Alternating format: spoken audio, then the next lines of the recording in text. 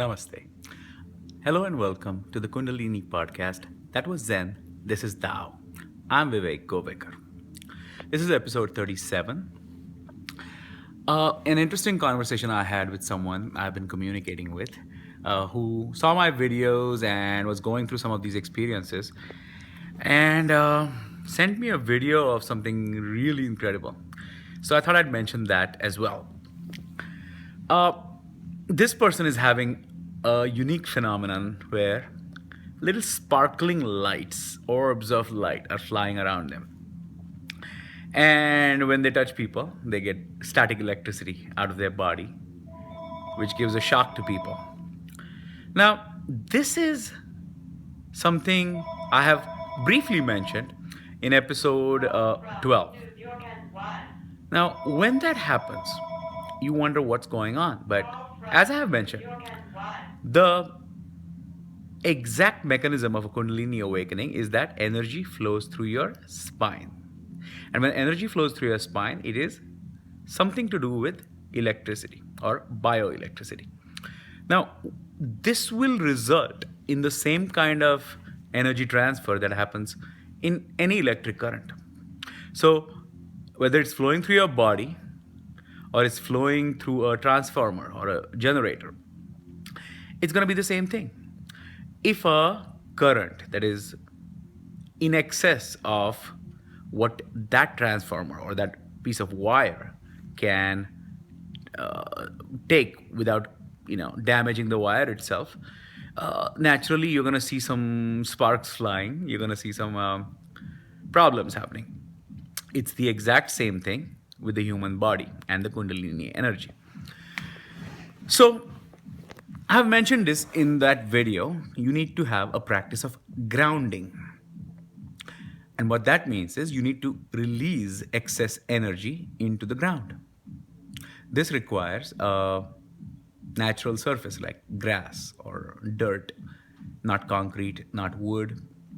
So I'm going to repeat that grounding procedure again. And you can find links if you go to Google and just type Kundalini and grounding. You're going to go into some websites which will give you other techniques as well. But it requires visualization. It requires a calm mind. And you need to release that energy into the ground. So to repeat that method, here's how it goes, how I do it. I go and stand on the ground in my backyard, close my eyes, take some deep breaths. And as I breathe deeply, I'm visualizing white light, bright golden white light, coming from the top of my head and coming in through the ground. As I breathe in deeply and release the breath through my mouth, I visualize the energy from my head and the energy from the ground meeting in my heart. So with each inhale, you're drawing in energy from above and below. And with each exhale, you're letting that energy go into the ground. It helps to visualize roots going from your feet all the way down, deep, deep down into the center of the earth. And when that energy is released, take another deep breath, draw energy from the ground, draw energy from above into your heart. Exhale out. Exhale the energy into the ground. And keep doing this. Soon you will feel that there is a cycle going on. And you'll feel lighter and lighter and lighter. And as you feel that way, focus on the breathing, focus on how the sensation feels. Make that your meditation. But this meditation is going to help you because, as I have said, the Kundalini process is a physical process. People think that enlightenment is some kind of a vague concept or awakening is a vague concept. And maybe in some people's cases, that may be true. Maybe they have some past karma that they have released this in this lifetime. They don't have much of a Kundalini process, and it's just non-physical. It's just in their mind, psyche, emotions, whatever you want to call it. But in case of a Kundalini awakening, there is a physical process that you need to deal with. So that physical process involves the right diet, the right exercises, and taking care of excess energy by releasing it in the ground. Otherwise, as I have mentioned before, you start popping light bulbs.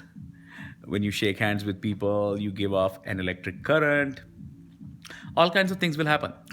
But the most important thing is it has the possibility, it has the potential to damage you on the inside if you don't release that excess energy. And which is why this is extremely important.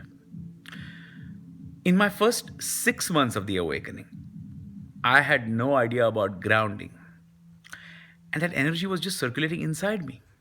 So not only was it causing damage to my physical organs, my mental state was shook up as a result of that. The more agitated you get, the worse it gets.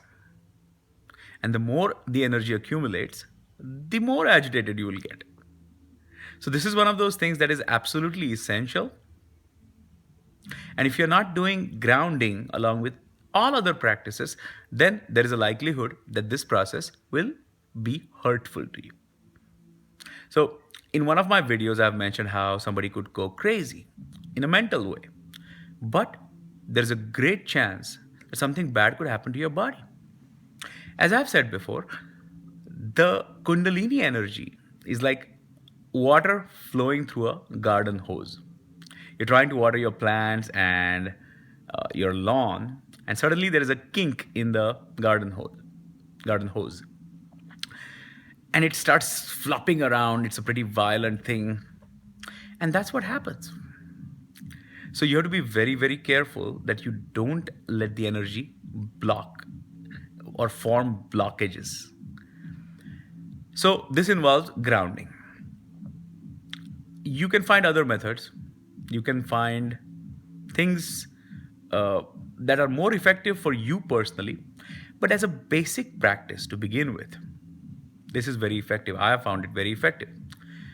And my indication to when I am supposed to do the grounding, if I don't do it on a regular basis, is that I pop a bulb.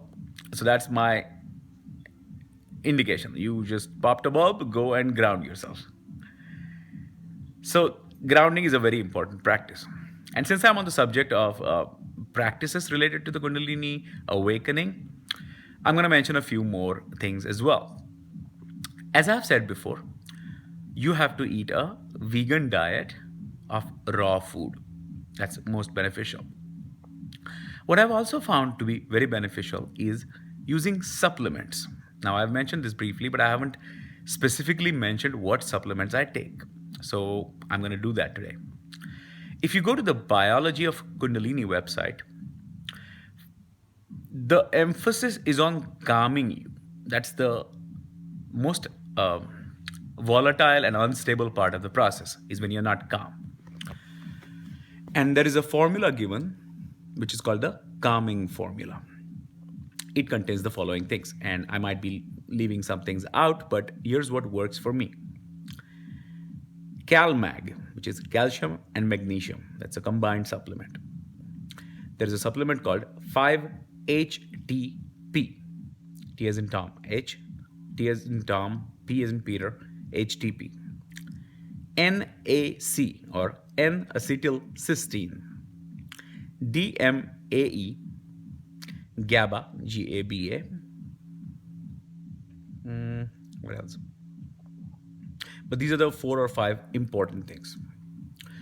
Now, the way it's mentioned on that website, you can buy them in bulk powders and make capsules of your own and take them that way.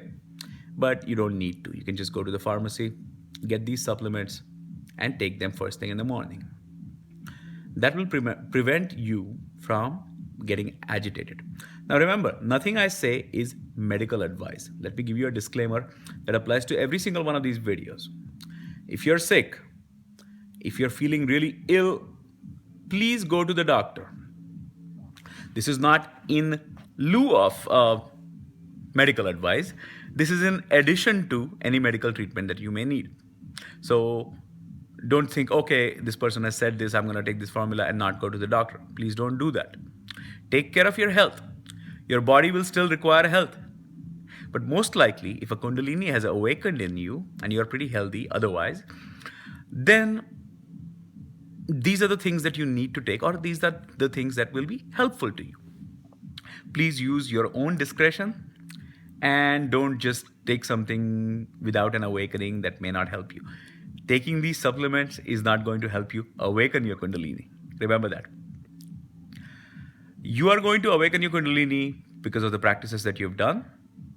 And as I've said, this series of videos is for people that are wandering in the dark because of an awakening. For them, the calming formula should be very helpful. The practice of grounding should be very helpful.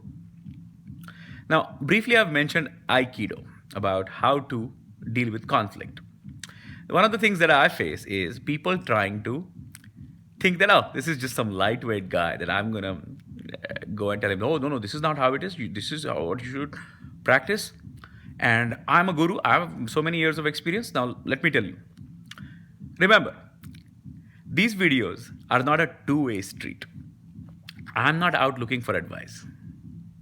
Your advice, I'll take it very politely and thank you for the sentiment if it's meant well and you really want me to benefit from it. But I don't want some guru. No guru ever shows up in your house and says, oh, I'm a guru, now you have to listen to me. These are people who are just trying to get some gain out of this and use me or attempt to use me. It's not going to work. But if you take what I'm saying from the point of view of somebody who knows what he's doing, who doesn't need any help or advice, but can offer you advice, then you will benefit from it greatly. Okay, I'm sorry to be so blunt and honest about this, but out of 10 emails that I get of people asking for help, 2 or 3 are people who are just trying to say that, hey, look, I'm already enlightened, so you should listen to me. And thank you. I appreciate your help, but I don't need it. This is not a two-way street. This is one way, me giving advice, and you choosing to take it only if it helps you. Otherwise, please don't take that advice as well. I'm not insisting on anything. So, my life is going great. I am doing really well financially as well as emotionally. Thank you for all the offers.